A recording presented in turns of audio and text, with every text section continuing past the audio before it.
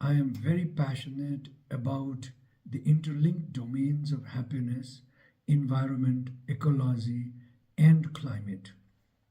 I am a global speaker and educator on these areas. Presently, I am at Shulun University, where I will be instituting a Reiki Center of Excellence for the Science of Happiness. I teach the course on happiness for MBA students, and I continue to give the discourse on gross national happiness. My life's goal is to create a world abundant in love, joy, and peace, transcending societal norms. Thank you and Tashidilek. Ladies and gentlemen, today I'm here to take you on a journey through the evolving landscape of well-being in the built environment.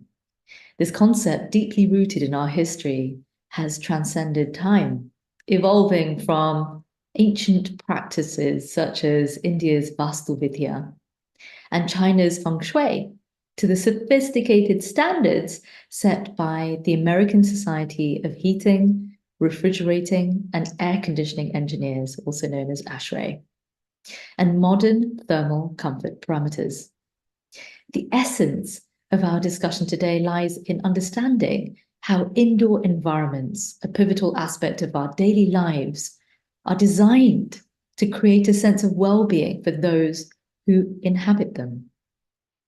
In the realm of building design, the narrative of indoor well-being has undergone a significant transformation. It started with Fanger's pioneering research in the late 1960s, which marked the inception of lab-based assessments evaluating subjective experiences of thermal comfort. Imagine sitting in a lab and being tested for your cold and hot sensations. It's very different from being in a normal environment, right? His research laid the groundwork for a wave of innovation in the understanding of indoor environments, and that's where we get the 21 degrees Celsius from. But what truly has revolutionized this field was the shift from these controlled lab assessments to real-world, building-based evaluations, providing a more authentic and comprehensive understanding of indoor well-being. The contributions of ASHRAE in this evolution can't be overstated. They've been instrumental in shaping the control and understanding of the physical environment to process steady-state indoor comfort. Yet, recent advancements highlight the significance of broadening the parameters of thermal comfort. It's not just about the temperature or humidity. It's about creating environments that foster a deep psychological sense of well-being and satisfaction. Adaptive thermal comfort theory marks a pivotal shift in our understanding of the built environment. This theory suggests comfort is a dynamic relationship unique to each occupant, hinging on their interaction with the environment. It recognizes that comfort is not a one-size-fits-all scenario, but a complex interplay of psychological, physiological, and environmental factors. But what about the people inhabiting these spaces? Occupant behavior is a critical component of well-being. Control over one's immediate environment significantly enhances their subjective sense of comfort. It's not just about being satisfied with the temperature, it's about experiencing thermal delight. A term that was coined by Hishong, which represents a psychological sense of safety, comfort, and satisfaction. Do you have comfort, thermal delight in your environment? I would love to know. Or what kind of environments create thermal delight for you? You know, as we grapple with the realities of global climate change, its impact on the built environment, especially in regions like the equatorial thermal belt and the Gulf region, becomes increasingly critical. In these areas, we're challenged to design buildings that cater to extreme climates, whilst we also have to ensure that occupants have well-being. And this calls for approaches that go beyond traditional methods, embracing adaptive thermal comfort strategies and also sustainable practices. You know, the potential of passive measures in achieving thermal comfort in such extreme climates can be understated, because there are strategies like the building's orientation or effective shading and natural ventilation that are becoming increasingly important in our quest to create climate responsive buildings that are both energy efficient and conducive at the same time to well-being. Let's take Abu Dhabi as a case study. This city is known for its harsh climate. It demonstrates a fascinating blend of traditional modern approaches to building design, and from the nomadic tribes like the Bedouin adjusting their clothing and their behavior to the seasons, to the high-rise complexity of the buildings today. Abu Dhabi's architecture reflects a really deep understanding of how to achieve well-being in extreme environments. The evolution in building design from mud and palm fronds to contemporary materials illustrates the delicate balance between tradition and modernity, and the crucial role of design in ensuring occupant well-being. Masdar City is a beacon of innovation in Abu Dhabi. It exemplifies how urban planning and microclimate management can significantly enhance occupant comfort. The design elements in Masdar City, from wind control louvres to passive downdraft evaporative cooling towers, show how modern technology can be harnessed to create comfortable and sustainable spaces. In conclusion, understanding indoor occupant well-being extends beyond mere comfort. It involves a comprehensive approach that encompasses the physical, psychological, and environmental impacts on yourself and your body, as well as the building. The lessons learned from traditional architecture, coupled with modern technology and technological advancements, pave the way for us to understand exactly what we need to do to marry technological advancement whilst also being respectful to the traditions of vernacular architecture. As we move forward, it's essential to continue exploring and innovating in this field and ensuring that our built environment involves a huge amount of understanding with regards to thermal comfort and the planetary needs within ours. Please do follow up with me and let me know what you think about this topic. This is just a short extract, and I really do hope you enjoy it. As part of Replenish Earth's mission, we've been promoting the Net Positive Impact course, and I'd be really keen to give you a copy of the course. Please just get in contact or feel free to touch base with me on email. Hello, dear friends. My name is Ha Vinh Tho. It's a Vietnamese name. I am the founder and the chairman of Eurasia Foundation and of the Eurasia Learning Institute for Happiness and Well-being. Prior to that, I was the program director of the Gross National Happiness Center in Bhutan for 7 years. And after I left Bhutan a couple of years ago, I tried to implement what I'd learned in Bhutan through the Gross National Happiness new paradigm in education, business, organizations, cities. And so the work of the Eurasia Learning Institute for Happiness and Well-being is about promoting happiness and well-being in the lens of gross national happiness wherever we can. Prior to that, I was the head of learning and development for the International Committee of the Red Cross, which is the part of the Red Cross, Red Crescent movements that works in war zones and conflict areas. And it is these experiences in war zones, in conflict areas, and the experience of a lot of suffering, human suffering and suffering of all life forms, the destruction of nature, that led me to look for a development paradigm that would be more conducive to happiness for all the people and well-being for all life forms. So it is fundamentally this aspiration towards compassion, meaning alleviating suffering, and loving kindness in the meaning of bringing happiness, that motivates me to work in the field of gross national happiness and well-being. I'm also the author of several books, including the last one in English, which is called A Culture of Happiness, that was published by Parallax Press in the US. Coming June, we will have an international symposium on education in the light of gross national happiness in Paro, Bhutan, and I would like all of you to join us for this very significant event. Thank you very much.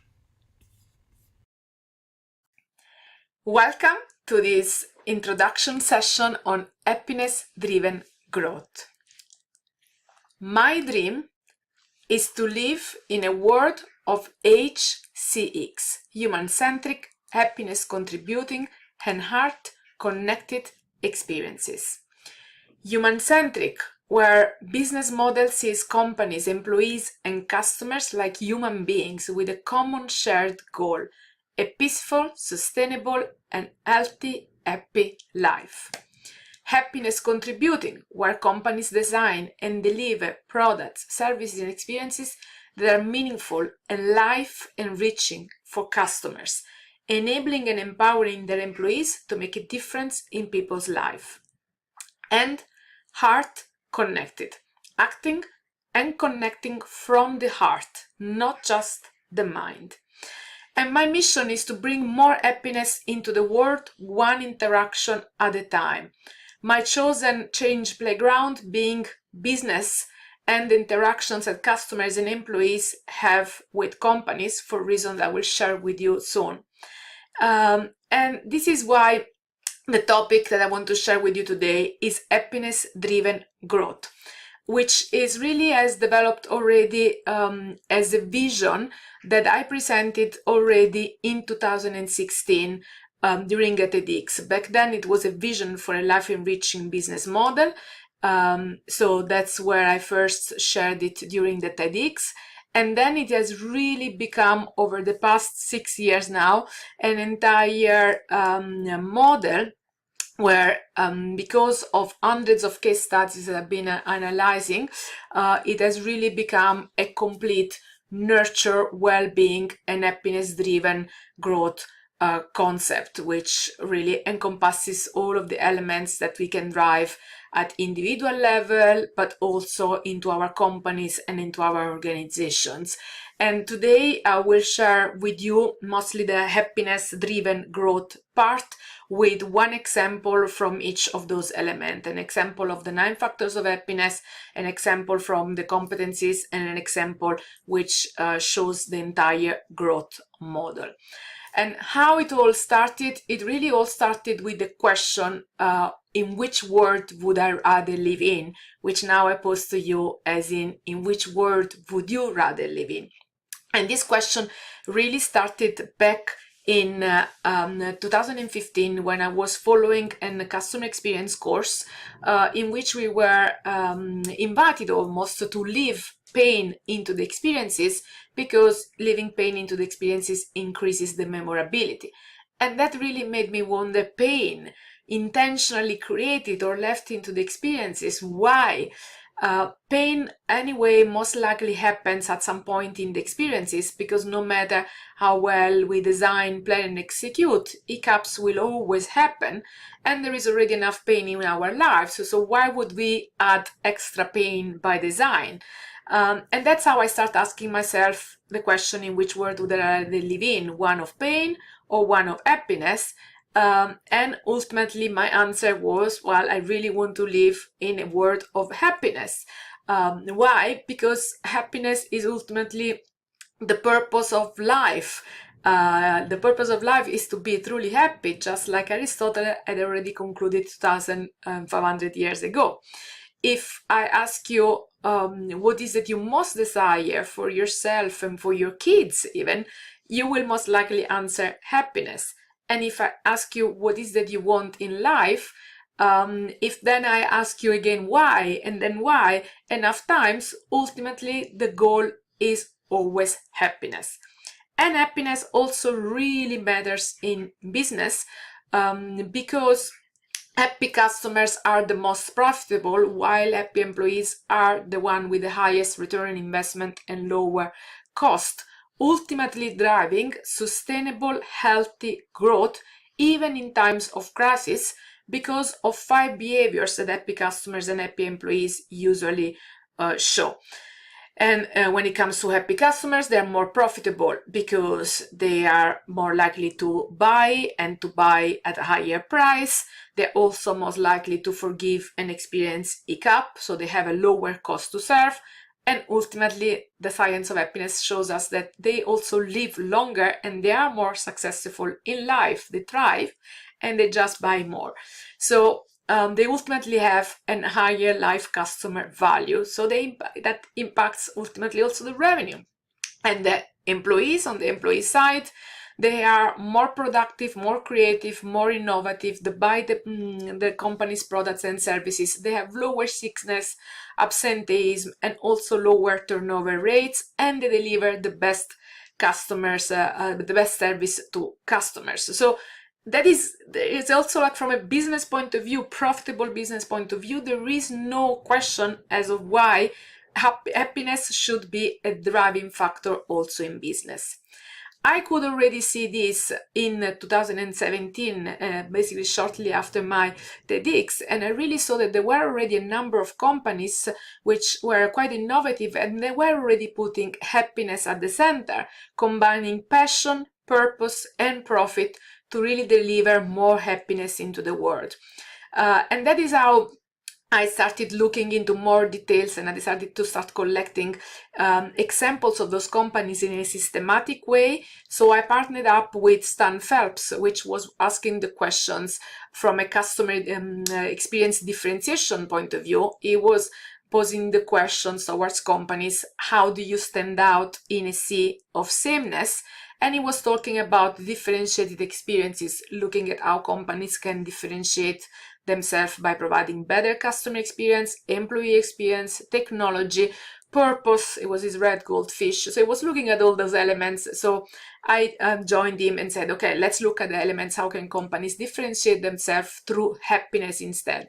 And that's how we collected over 300 examples where goldfish represents for him the metaphor. It's that a goldfish growth is determined by 5 factors, of which one is differentiation. But here with you today, I really want to share the focus on happiness and what were the results of our findings. And before that, the question is, what is happiness? What is your definition of happiness?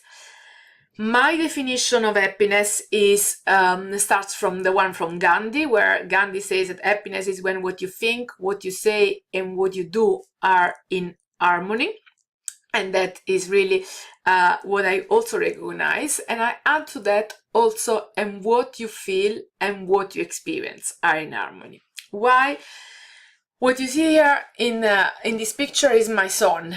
This was when he was just 5 years old, and we were having our first family cruise on a nice, beautiful cruise boat. This is the 13th pond. He was having his first camera, and he was making all sorts of nice picture for him. He was having the time of his life, absolutely happy. For me, it was actually a very dreadful week because, again, that is the 13th point. You see that rail? That rail, he fitted through that rail, I fitted through that rail. So for my entire week on this boat, I was just continuously fearing and having anxiety about never to lose sight of him, because he could fall from that rail with such ease. I could fall through that rails. And it was also a feeling of being betrayed, because at the very moment of booking that cruise, I had asked the person at the contact center, did you actually replace your rails with safe glass? Because I had already been during my honeymoon on those cruises, and I already found it very scary there. So that is where I say that it's like companies have a major impact also on our happiness. We can work on our happiness, but we are confronted with companies when we have those type of interaction where the way that companies design experiences also has an impact on our happiness. So while I strongly believe that happiness comes from within, I also believe that companies have the ability and the responsibility to create happiness too. Have you ever found yourself looking forward to an experience only to be disappointed by the company delivery of that experience? And what I shared here is a beautiful experience, but I also had in my own life an actually more very challenging situation. This is my father in this picture, and this is just back in 2010, in the same week where I learned that I was expecting my first son that you saw in the previous picture.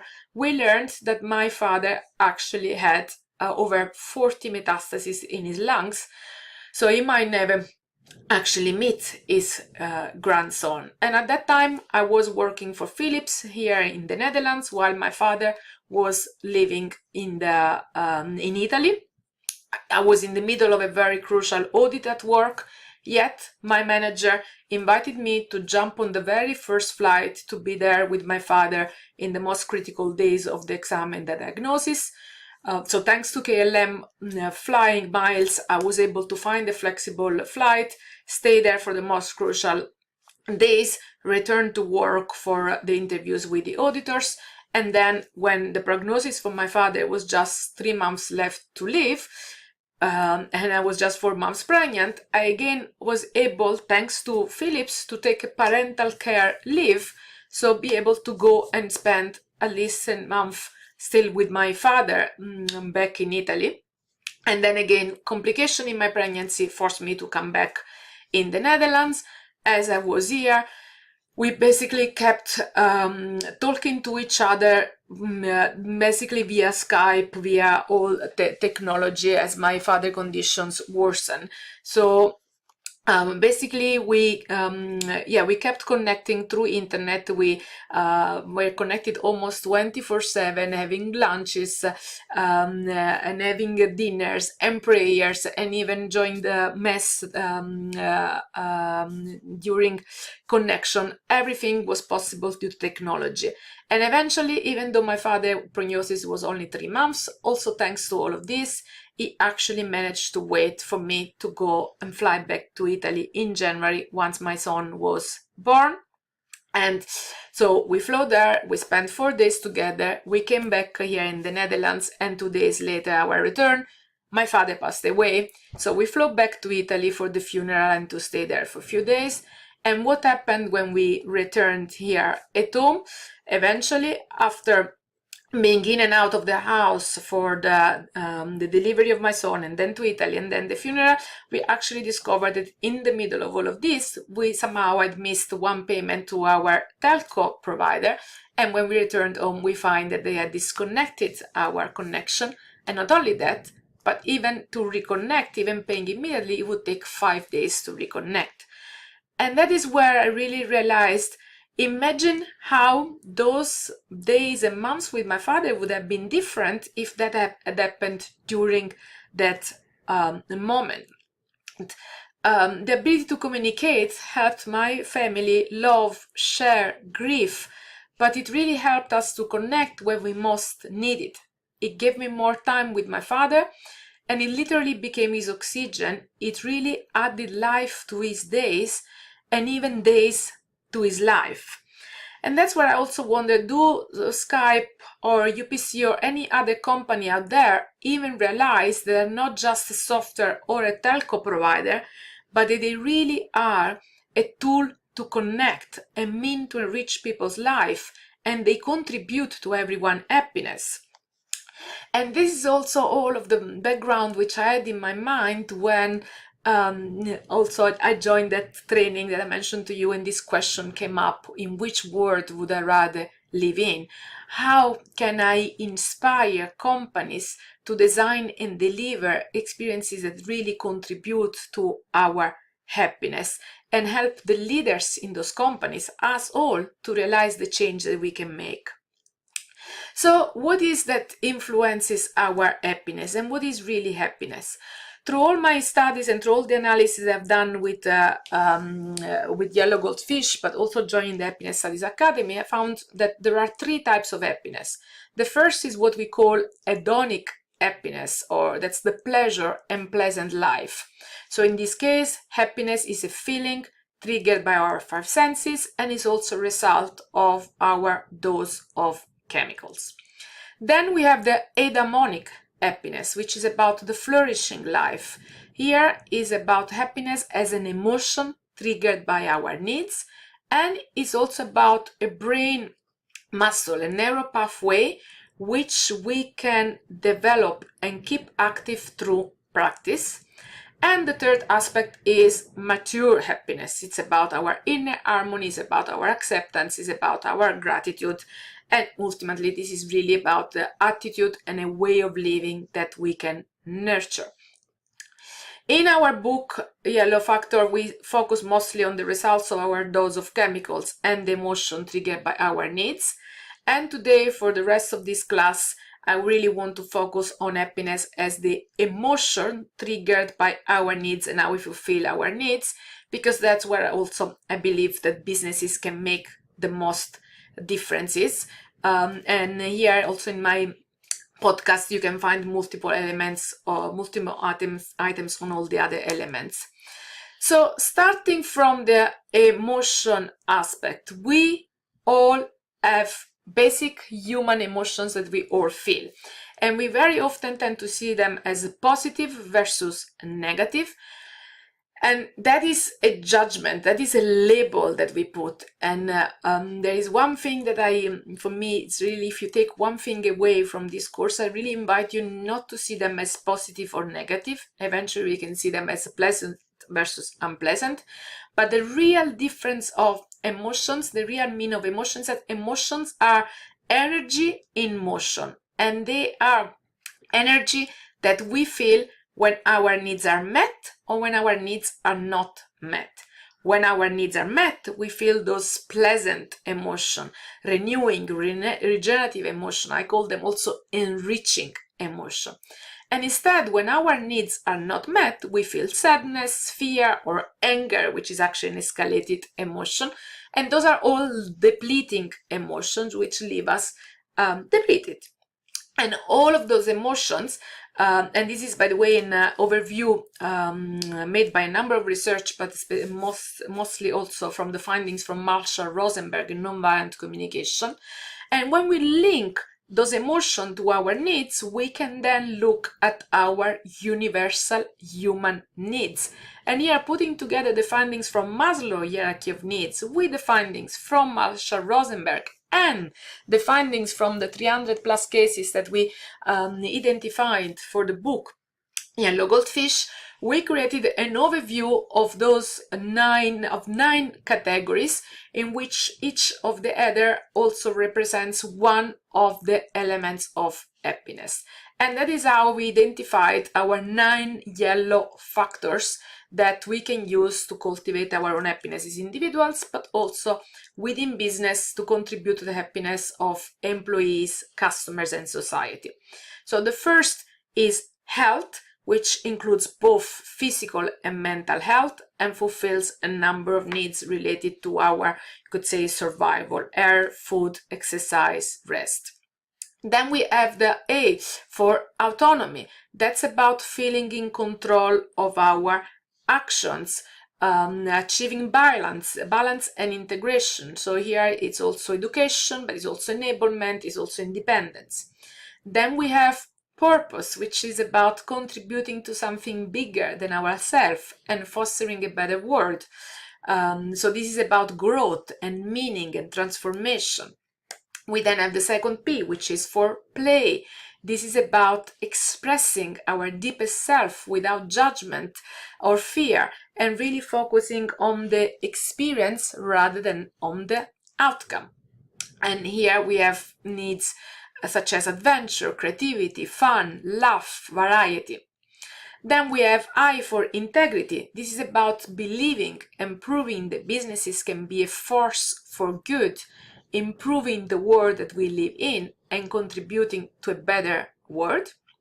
So here we have needs such as authenticity, fairness, justice, progress, and honesty. We then have N for nature, which is about moving from thinking to feeling, and it's about both delight by design, which is by creating beauty in everything, but it's also about actually experiencing nature and preserving nature. So here the needs fulfilled are beauty, harmony, calm, completion, ease, and peace. And then we have empathy, which is really about us as human beings being hardwired for connection and for empathy. It's about nurturing the relationship that makes us happy. It's about feeling accepted and feeling connecting to others. So it fulfills needs such as acceptance, appreciation, belonging, love, and sharing and trust. Then we have the S for simplicity. So this is about reducing our mental and physical energy consumption and really being able to live with the least usage of energy. So our needs fulfilled here are awareness, clarity, efficiency, focus, and structure. And finally, we have the S for smile, which is also about gratitude and is also about celebration. It's really about really feeling our inner joy and connecting to others. And here some of the needs fulfilled are acknowledgement, appreciation, award, kindness, lightness, and sharing. For each of those 9 yellow factors of happiness, we have identified at least 5 or 6 yellow goldfish, so examples of how companies use those factors to contribute, and trailblazers, so companies which are setting the example, leading the path on how can we bring more health, more autonomy, more integrity into the world. So in the remaining time, I will share with you an example, especially of integrity, of nature, and empathy, so a little pin of happiness in each of the elements of the what and then the how. So the what in our framework, it's the happiness element, and then the how, it's the driven growth.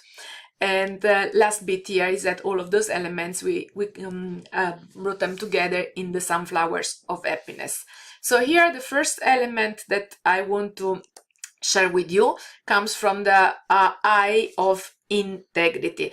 And the lead example for this factor is Tony Chocoloni, which is a Dutch chocolate company that was started in 2005 and has become the largest in NL by 2018, when its market share reached over 20%, surpassing multinationals like Verkade, Mars, or Nestlé. It is now also part of the US market, Denmark, Sweden, and growing in many other European countries. And it started when a Dutch journalist, Teun van de Koken, discovered that the cacao was being purchased by plantations that were still and are still using child slavery. And when he learned this in 2002, he ate dozens chocolate bars and then turned himself to the police and asked them to actually arrest him because he had purchased an illegally produced product. And when his trial did not result in conviction, he decided to start his own chocolate company exclusively focused on providing slave-free chocolate to the industry, and in the process influencing other companies to do the same, also increasing the user awareness about how much child slavery is still an issue. And they did so by, for example, a number of things. One being that they are the first and only chocolate bar in the world which is unequally divided, just to show exactly inequality in the world. and also reflecting the area in Africa where the most cacao plantations are from. And they're also, so not only they're an example of integrity because they're trying to make 100% slave-free cacao production, but they're also an example under many other yellow factors. One, for example, is nature. Their toilets have cacao forest wallpaper, so when you enter them, you really feel like you're entering a cocoa forest. Then they have play, because all of their chocolate wrappers, we saw them already here, are completely colorful. But then they also have something special for their employees. When you have a newborn, they will give you all sorts of presents, and if you call your newborn Tony, you get extra present. During the Corona period, they created the Quarantoni survival kit with all sorts of products, which is an example under the smile element. Or they have their Tony Chocoloni employment agreement, the first one again that I've seen, and it's adding simplicity to the equation because their employee agreement is summarized in this one page.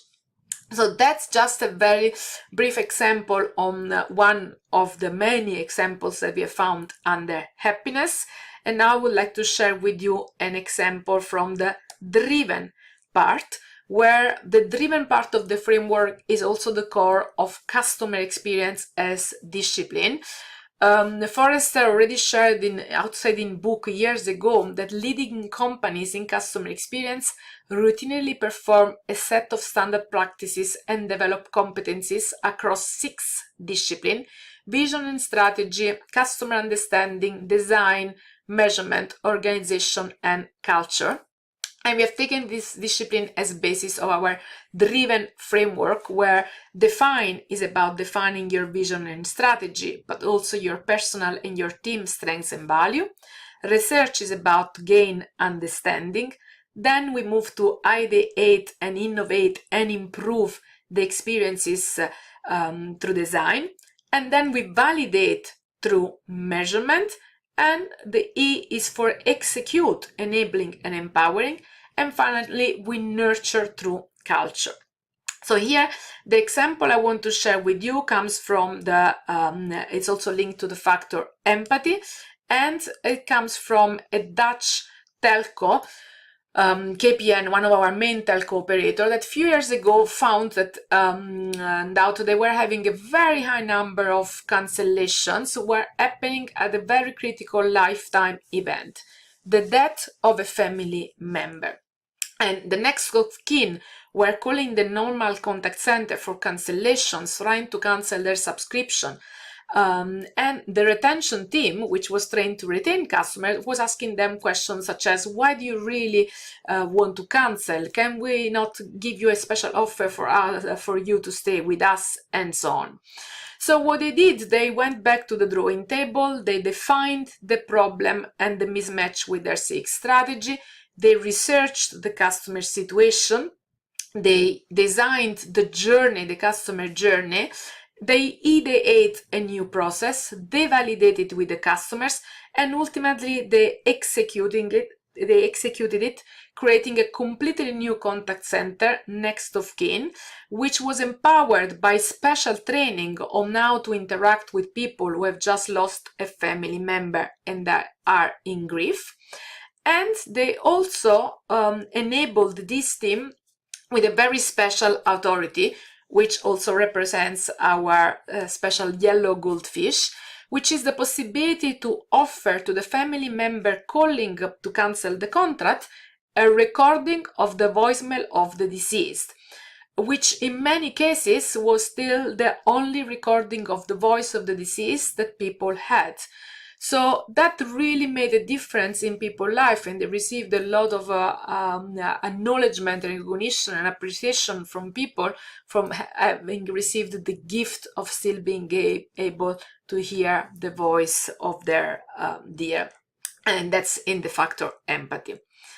And finally, I would like to share with you an example from the growth part of the framework and the 6 stages. This one is also an example from the Yellow Factor Nature, Delight by Design. In 2010, Dow Dietz from General Electric's Healthcare had just made this new brand MRI machine for kids. He was so proud of this new machine that he decided to take the time, the T in growth, to go out of his laboratory and go to the hospital to see the machine in action and enjoy the joy of the customers going to the machine, or so he thought. But guess what? When he was there and saw the first customer, a little girl, she was actually shocked and terrified, and she was crying, and she was hanging on her parents, and she really didn't want to go in the machine.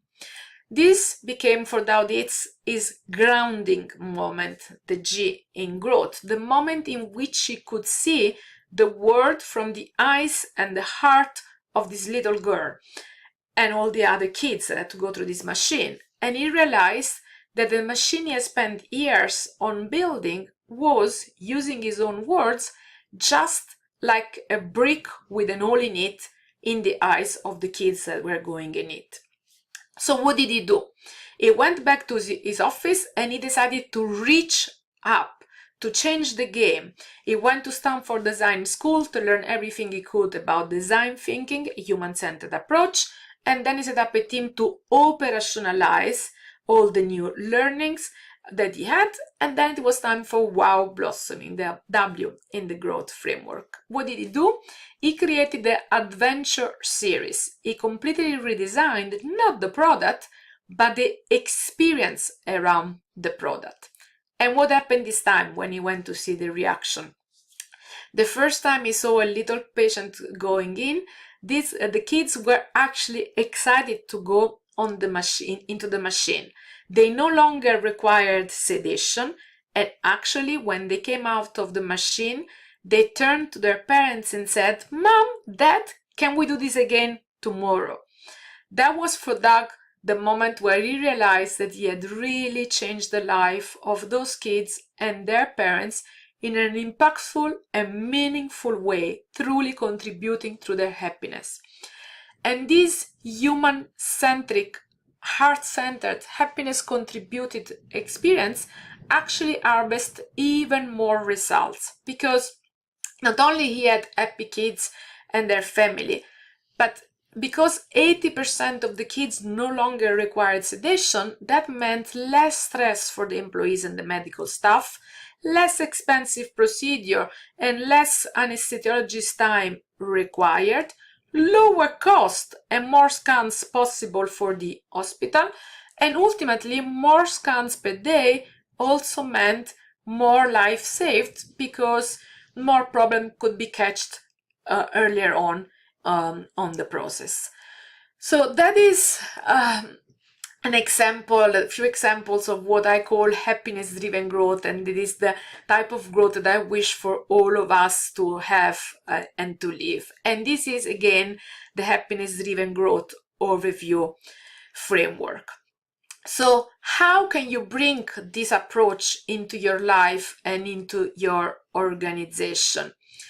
We really can do this in each and every role that we play.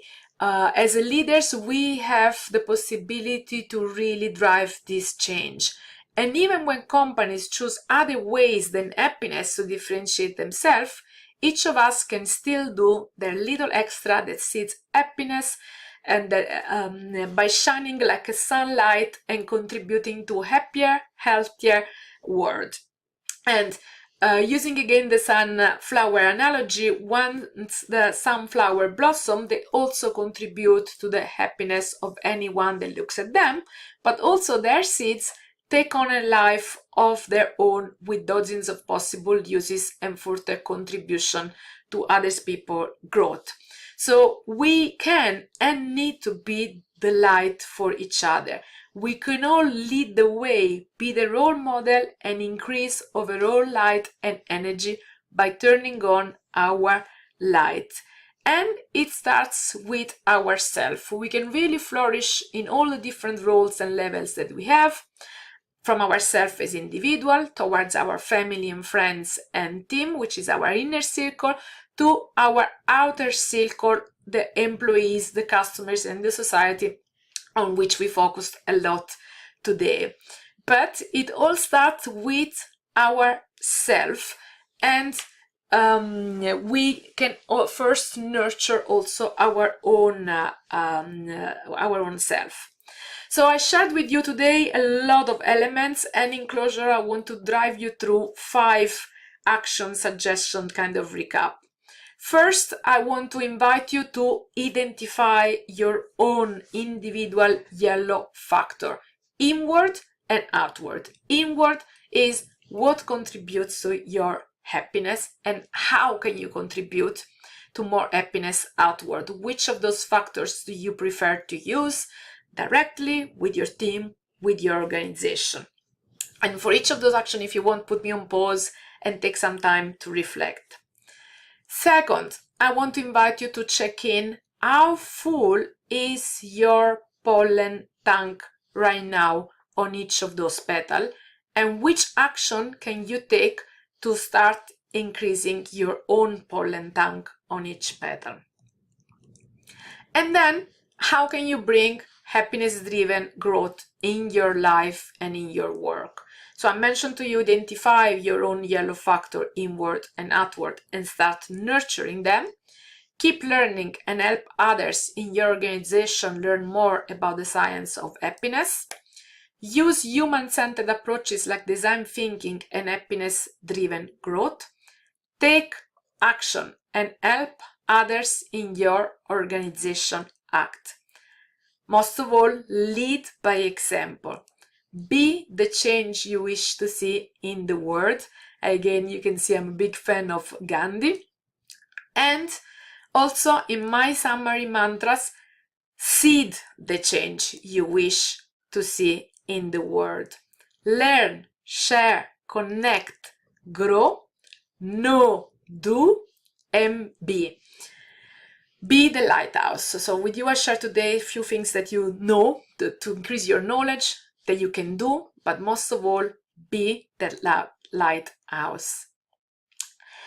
Number 4, recommendation, which magics do you take out of this session today? I invite you to identify something that you find, I call them magics, so something that you find meaningful. Was there an aha moment for you?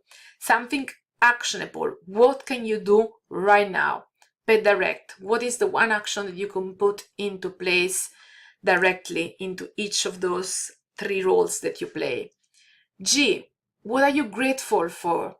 One of my favorite quotes from Tal Ben-Shahar is, when we appreciate the good appreciates. So by listening to me today, is there something that you can identify that you're grateful for? Something inspiring. What did you find most inspiring from what I shared with you? Is there also a challenge that you have identified that comes to you as a challenge? And what kind of support do you need with that challenge? From other people, from yourself, or maybe even from me? And I invite you to share your magic and also feedback about this session with me in this short interview that I prepared for you on onehour.eu/happinessmc feedback, so that I can learn as well from you. And finally, I want to give you a very quick overview of the ways that I can also support you on your journey to bring more happiness-driven growth into the organization. And you can start directly with just simply listening to my podcast, which is available all the time, or here are some other ways that I can help you with keynotes, sessions, and trainings, or my books. And finally, I would like to share with you some details for you to get in touch. Reach me, check on my website, but also connect with me on LinkedIn. And ultimately, I want to leave with a quote again to remember: to be and to seed the change that you wish to see in the world, so that we can all bring more happiness-driven growth in the world. Thank you for listening, and I wish you a lot of happiness. Thank you. Hello everyone, I'm Dr. Samaditiri. I once again welcome you all in this master class on behalf of Dr. Shushmita Mukhopadhyay and myself. Here I will be talking about our book chapter that is uh, in the form of master class. The topic of the book chapter is more on happiness and decision making, a probe into the relationship. So, this is the book chapter which is present in the book Understanding Happiness. Based on this book chapter, the focus of the masterclass of mine will be here.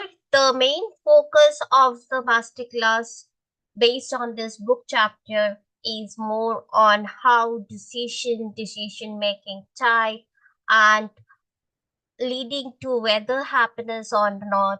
This is whether there is a relationship between decision making and choice, whether that is impacting the individual happiness or not, or group happiness or not. So, in a level of happiness, everything we will be exploring together, and whatever we have acquired knowledge about it, that we will share by behalf of both of us. I will share in this masterclass. So the focus of this masterclass will be more in a concrete manner. If I say, it will be more on happiness and the decision making.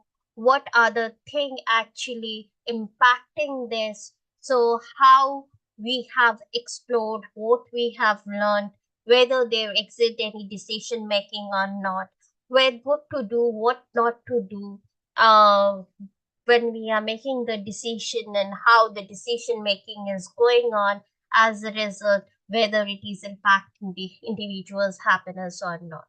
So this is all the focus of this masterclass will more be on the approach of happiness and decision making, and uh, it's around it what are the factors that make actually have an influence on all this to be happy or not to be happy.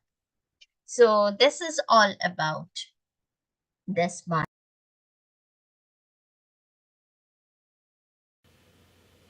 The topic of happiness has been studied from many angles, but its connection with beauty has been seriously neglected.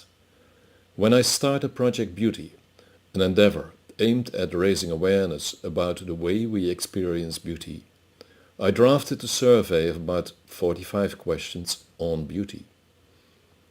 To be able to link our level of happiness to the way we experience beauty, I then also included one validated question about subjective well-being. The learnings in this masterclass build on the data we've gathered and about writings on beauty in general. Why is it important to pay attention to this? The curiosity about how happiness and beauty relate to each other is not new. The French philosopher Stendhal, who lived at the end of the 18th century, once wrote, "Beauty is only a promise of happiness." And from the modern philosopher Alain de Botton is the quote, "A lump rises in our throat at the sight of beauty from an implicit knowledge that the happiness it hints at is an exception." So people have wondered about the connection between happiness and beauty, and they found it rather complex. In philosophy, poetry, and also music, of course, there are many connections. But in science and research, it's rare. Except, of course, about the topic of happiness and physical beauty. This is something that intrigues us as human beings immensely. The American psychologist James Hillman remarked once, "Of all of psychology's sins, the most mortal is the neglect of beauty." And even though happiness nowadays is also part of the world of policymaking, beauty is almost never mentioned here. Also, prestigious publication like the World Happiness Report hardly mentions beauty. Over the past years, this publication had almost no reference to beauty whatsoever. According to the team of scientists that is responsible for this survey, beauty apparently has no impact on happiness. In a wider policy framework, like the United Nations Sustainable Development Goals, human well-being is mentioned. But when one has a deeper look at the indicators which are used for measuring well-being, it will be disappointing. The only one that actually has a reference to well-being is the suicide rate in a country. It is not surprising that the word beauty is nowhere to be found in the SDG texts. Reason, probably? Beauty is such a personal concept that almost everybody has a different opinion about it. Hence, we often try to avoid getting into discussions about the real meaning. Beauty is a word. It's language. Happiness is also a word, but a much more specific one. It denotes a state of mind. Beauty is often used to describe some set of characteristics of basically everything. Happiness goes inward, beauty goes everywhere. But what is the connection between happiness and beauty? The way people deal with beauty is strongly connected to their level of happiness. We know this from the data of Project Beauty. Some examples of what we've learned. Over the years, we've asked over 14,000 people what kind of beauty is the most important in their lives. The questionnaire offers 18 options that roughly cover the elements of the Maslow pyramid. Universally, over all countries, the options most chosen is the character of a person. It varies per country, of course, but no country is an exception. People that choose this option are on average pretty happy. Much lesser chosen are the options knowledge and religion. But between these two groups, we see a serious gap in their level of happiness. People who say that for them religion is the most important type of beauty are significantly more happy than people who prioritize the beauty of knowledge. Also, the beauty of clothes and silence were two options offered. Not many people prefer them as the most important in their life, but here we see something that might even surprise us. People who state that for them beauty of clothes is the most important type of beauty in their life are significantly more happy than people who prioritize the beauty of silence. We have no data about what causes this, so it leaves us guessing. An assumption might be that people who find their ultimate beauty in silence struggle more with the hassle and speed of our current society, whereas people who are totally into buying fashion are well equipped to deal with the barrage of stimuli that is part of modern life. Also, quite a lot of people, over 70%, feel that beauty is not just a heavenly phenomenon, but feel that it also has a dangerous side. They are aware that beauty doesn't always lead to happiness. Fact is, we are partially able to work on our level of happiness. Lubomirsky, author of The How of Happiness, distinguished 3 happiness determinants: accidents, hereditary, and training. So here maybe lies an opening in the last part. If beauty and happiness are connected, maybe our level of happiness would benefit from some training in the way we deal with beauty. Talking about beauty. Theorizing about the how of beauty sometimes feel like sand slipping through our fingers, because beauty is such a diverse concept. Also, sensing beauty is something very different from arguing and explaining beauty. A theoretical book about the philosophy of aesthetics is not necessarily a beautiful book. So let's for a moment forget about every assumption we have about beauty, but observe how we talk about beauty and behave when we experience beauty. First, how we talk about the language of beauty. When people talk about beauty, often they talk in terms of attraction. We even use words that have kinetic references, like being moved or fallen for, when we describe how we feel. And the term attraction itself, which originally stems from the Latin attrahere, to draw, pull or drag to, or towards with a force. And then how we behave. When we see something beautiful, we are inclined to move towards it. So beauty can fasten our pace or bend our direction of moving. Or even, passing by a beautiful thing, it can stop us in our tracks, taking away our speed of moving. All, in fact, mechanical incidents. So what is happening here? In essence, attraction is a concept also used in physics, specifically in mechanics. Things, for instance, move because there are forces at work that cause them to be attracted to each other. Think, for instance, of magnets or even gravity, caused by the fact that heavy objects, like the Earth, attract less heavy objects, like the people walking on it. So here comes in something that you might have heard of, the duck test. When it looks like a duck, when it swims like a duck, quacks like a duck, it actually might be a duck. It's called abductive reasoning. Let's dive deeper into this. Let's see how it works in physics. How do top nerds in physics think about force?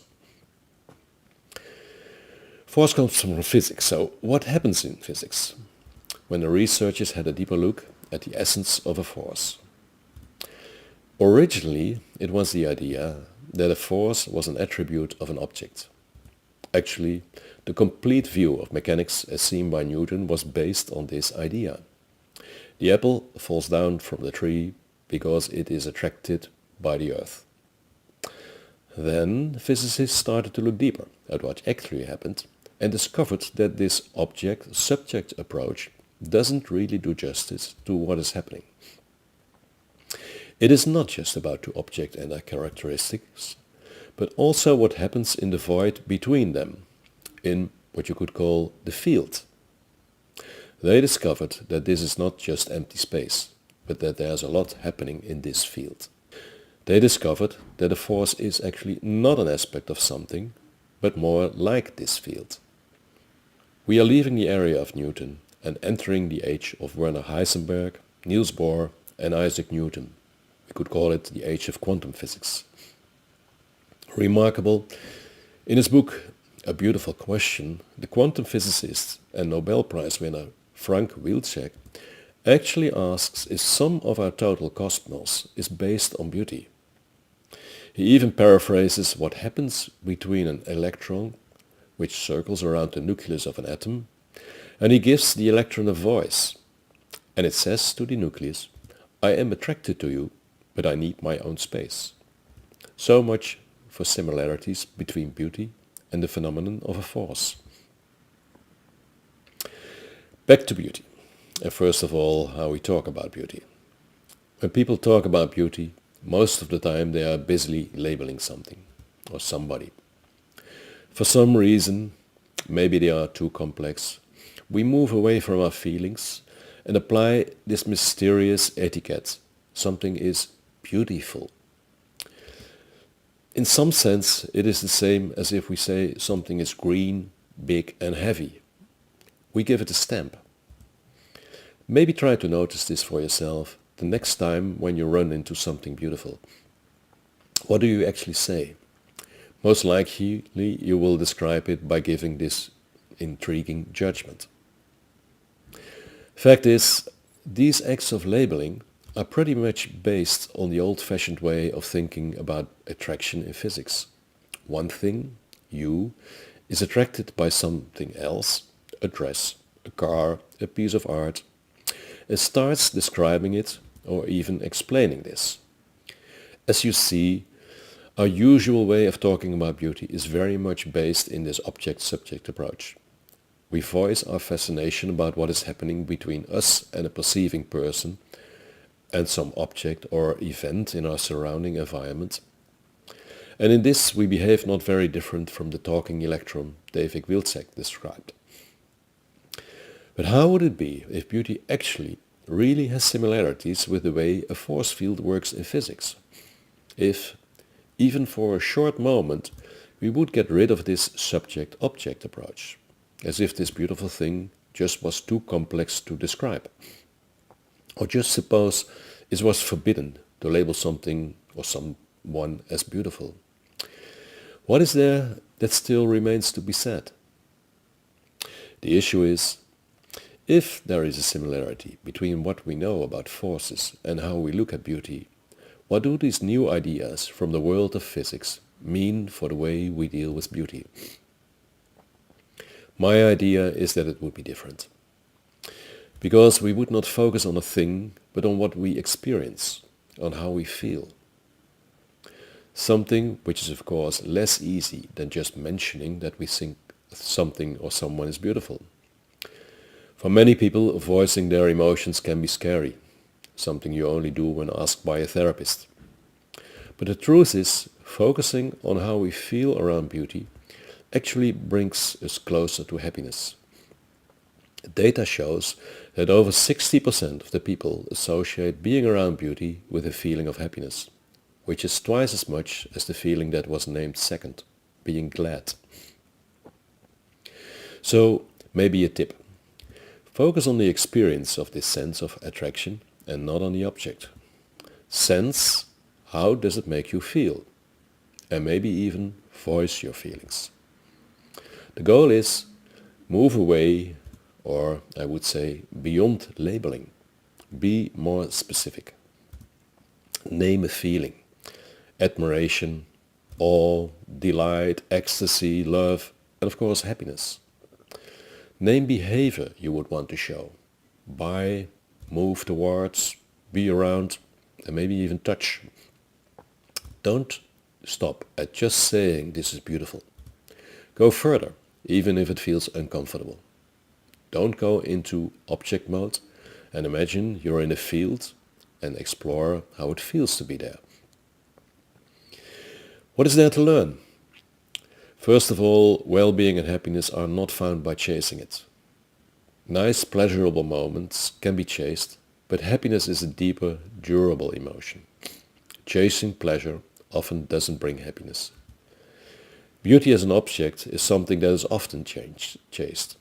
That is to say, some kinds of beauty, mostly material things. This element in our behavior very much drives part of the economy. And this, of course, also applies to the hunt for human beauty. The rather cynical remark of the French philosopher Stendhal, beauty is but a promise of happiness, was put to paper after he had a problematic infatuation on someone else's wife. Probably you are familiar with the quote, "The secret of happiness is having low expectations." It is sometimes ascribed to the American psychologist Barry Schwartz. Well, beauty often produces the opposite of this. 1 out of 10 people associate the feeling they have around beauty with ecstatic. So one can easily imagine how longing for this type of ecstasy can disrupt lasting happiness. Maybe the term "shop until you drop" is a sad example of this. Focusing on our feeling when we are around beauty, in a way, disconnects you from reactive behavior and allows space for reflection. We could call it meditate on beauty. Reflect on how being in its field feels before jumping to labeling and acting. There are many strategies and advices to increase happiness in your life. Count your blessings and practice gratitude. Be kind to yourself. Focus on problem solving and not just venting, and some very useful other tips. Looking at beauty as a force, not as a feature of something or someone we accidentally bump into, might be an additional strategy. The tip would be to identify trigger moments for behavior, moments you would recognize because you are using the word beauty. Then stop and insert a short moment of reflection and ask yourself, what is actually happening? How does this beautiful thing makes me feel? How does it make me want to act? Beauty is the ultimate personal experience, and everyone has his or her private way of experiencing it. If one doesn't, happiness is hard to find. This would suggest a connection between beauty and happiness that is rather ego-oriented. The term beauty is pretty much kidnapped by the consumer goods industry with fashion and cosmetics companies in the lead. Sustainable ecology and regeneration, however, is an integral part of most happiness and well-being models nowadays. The G&H framework knows the ecological diversity and resilience component. The Well-Being Economy Alliance talks about an economy in service of life, meaning life in its broadest sense, so also plants, animals and the entire planet as its own system. The way we as humans so far have dealt with beauty hasn't contributed much to these ego goals. The psychologist Daniel Kahneman has identified two ways of thinking. System 1, the quick, intuitive, automatic and often unconscious way. System 2, which is slower, more analytical and conscious. Our dealings with beauty often belong to the first system. We focus on some object of desire and go and buy, or dress cool and make a selfie. In the object-subject world, beauty has an element of seduction and so can lead to chasing behavior. Chasing beauty doesn't bring well-being, but the appeal of beauty certainly suggests it might. If we adopt more of a field perspective to how beauty may work, and not focus on labeling and reacting, it becomes easier to go inward and reflect on what is actually happening. The idea to use moments where beauty plays a role, to stop and reflect, gives the opportunity for a system switch. Happiness and well-being in the widest sense would benefit from this. The Vietnamese Zen master Thich Nhat Hanh used to say, "The way out is in." Maybe, if now and then, we would meditate a bit on how beauty makes us feel, instead of chasing it mindlessly, we might be a little bit more happy.